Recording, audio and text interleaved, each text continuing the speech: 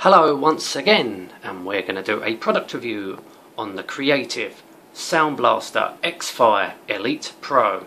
So back in the day, when this came out, I believe this is about 8 to 9 years old, maybe 8 years old. I think I bought this quite a while ago, maybe about that time.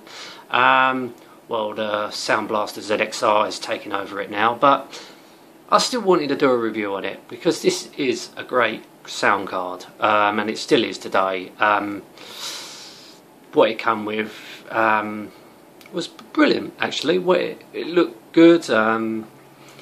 It was a good sound card. It still is, as I said.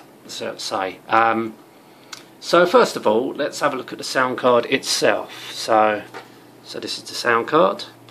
Yeah, pretty good. So look at the front. We got 4 ports. So we have the, I believe that's the input. So you can put the mic through it.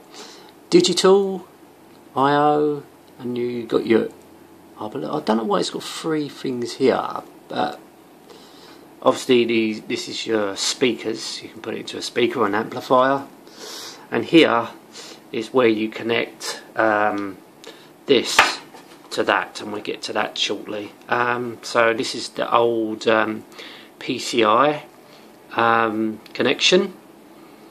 Obviously this wire, I don't know, I can't get it out for some reason, but that obviously connects to your Molex to give it power.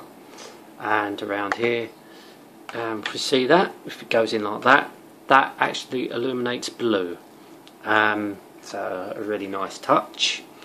But it is a very good sound card, and it still works perfectly today.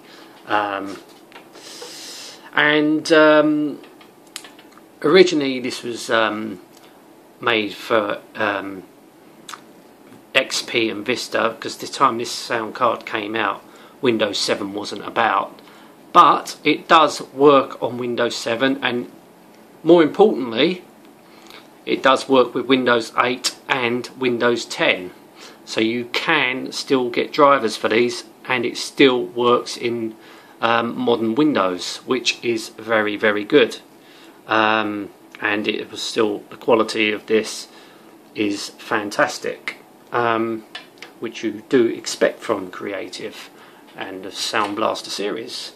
They are good sound cards. So that's the sound card part. So let's move on. Let's get rid of that. To this bit, the actual the part that comes with it. That's the external thing. So here we have our master control and all like your 24-bit crystallizer and other settings. You can get it. It's basically like a little graphic equalizer full thing, but you can get it sounds how you want it, and it is brilliant. So you can also, we have your headphones, your line in 3, line in 2, so you've got additional mic inputs, but that's not all. Obviously you have infrared, because this does come with a remote control. So let's have a look at the back of it, and we got more. So here you can actually switch from aux into or phono. Phono if you have a record player, so you switch to phono. So here we have aux in, so you can obviously put your record player in or whatever you want. Any device that can take these, which was quite a lot, you can actually put into this device. DIN plug, I've never seen one of these, including you've got MIDI in and MIDI out, rather important. Optical in, optical out, it's your digital lead.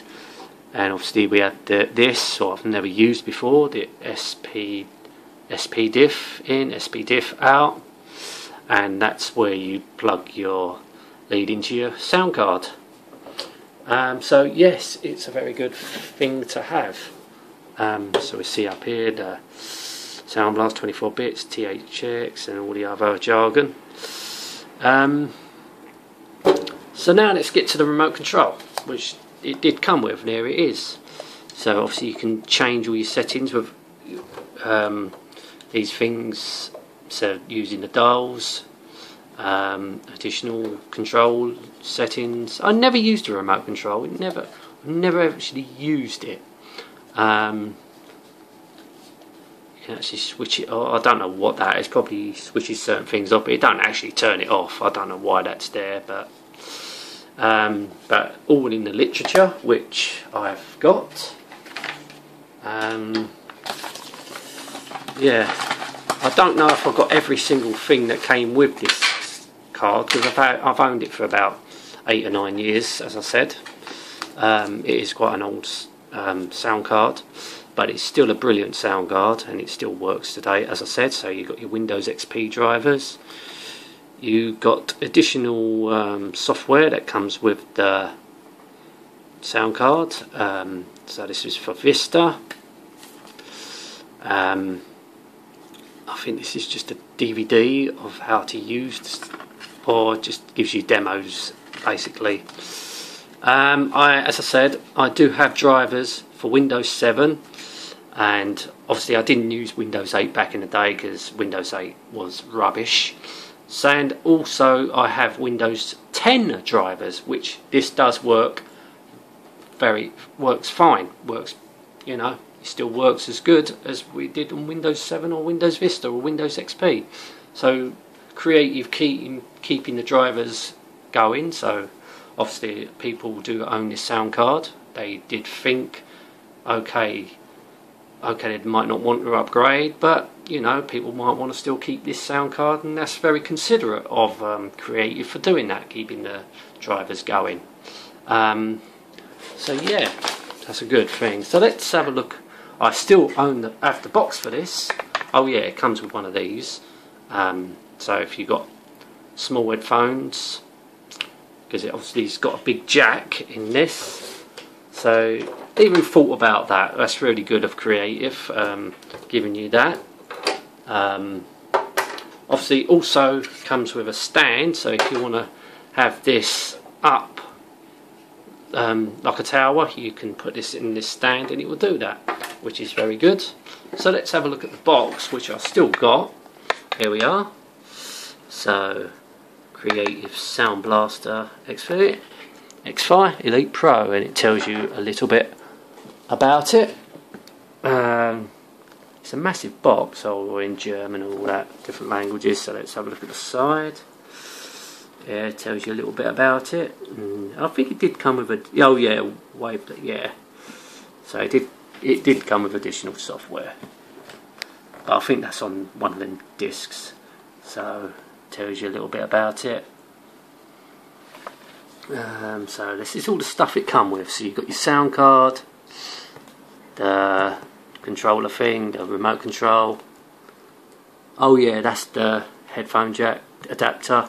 That lead, which is connected to my sound card already. The cable connects you to the sound card and the controller. The stand. Oh yeah, they're the additional feet, which I've already stuck on, of course. The discs and the manuals. I've got the manuals here still. So they're the discs. So whatever that is, yeah. So comes with that. And these are the installation guides. I don't know why we got two, but we have. Perhaps one's in foreign, one's in English. But it tells you all about it, but we're not going to go through it. It's easy to set up. But yeah, it's a good sound card. As I said before, I replaced it with my Sound Blaster ZXR. Yeah, it's a great sound card. I mean, everything that Creative really done has been good. I know I always will stick to their products because I like their products and they're great products. Can't fault them for nothing. They keep their drivers up to date. Not had any real issues with them. They are good products. Anyway, I'm going to end this now. Thank you so much for watching. Till next time, and goodbye.